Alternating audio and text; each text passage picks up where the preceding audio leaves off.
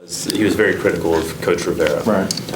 And said that he purports himself to be a player's coach, but that when the time came, he quote unquote hid in his office when the time came to release Steve. I want to ask you about the player's coach and how have you seen Ron? I don't mean to ask you specifically about him and Steve, but how have you seen Ron be a player's coach and be available to you specifically? Well, one thing that I'm not going to do, I'm not going to, turn my back on one particular side and, try to shade on this particular side.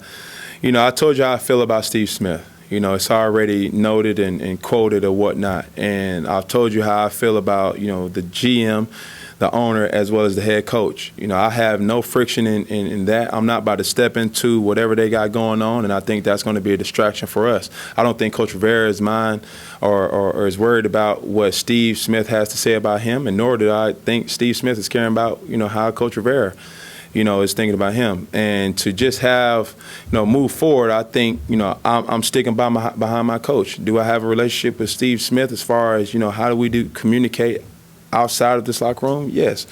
But, for us, my main focus is trying to, be 3-2 at the end of this week. And if you're asking me if is Coach Rivera, a great coach or a player's coach, absolutely. He's an unbelievable coach, and he's learning just like we're learning as well.